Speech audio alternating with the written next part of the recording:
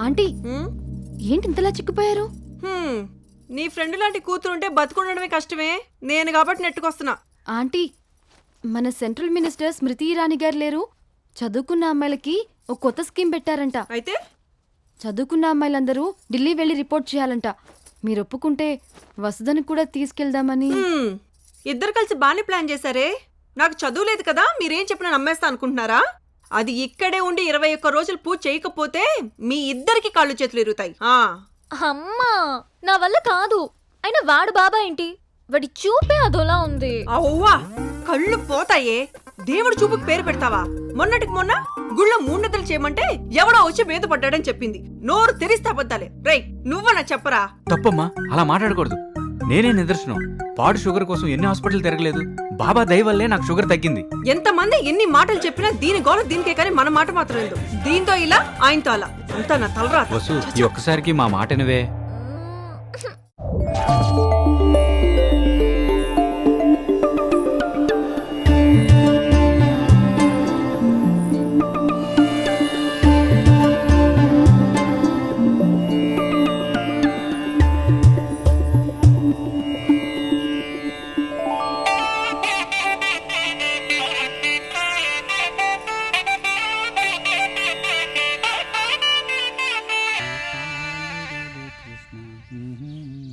ఏం చేస్తున్నారు మావయ్య? బాబా సేవలో ఉన్నానమ్మా. బాబా ఇలాంటి టీషర్ట్స్ వేసుకుంటాడా? టీషర్ట్లు జుబ్బాలు మనుషులకమ్మా. భగవంతుడు ఏదన్నా వేసుకోవచ్చు, ఎలా అన్నా ఉండొచ్చు. నీకు పొద్దున్న చెప్పాను కదా, ఎల్లెక్కడి నుంచి ఎల్లో. మీకు పిచ్చి. చిన్నపిల్ల తెలియకేదో వాగుతుంది స్వామి, క్షమించు.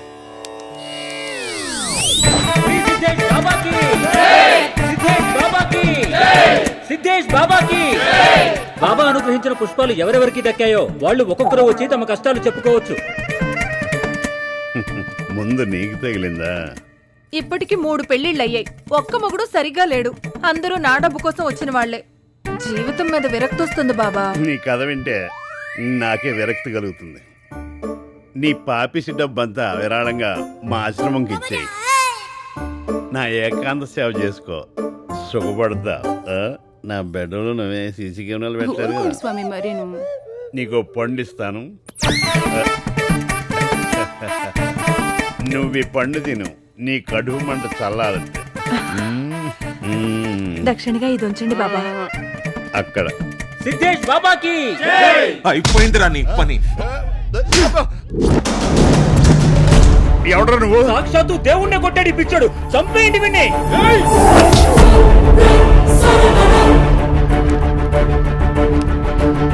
మీ ఆవేశం నాకు అర్థమవుతోంది, కానీ నేను మీకోసం పనిచేసే మీ మనిషిని.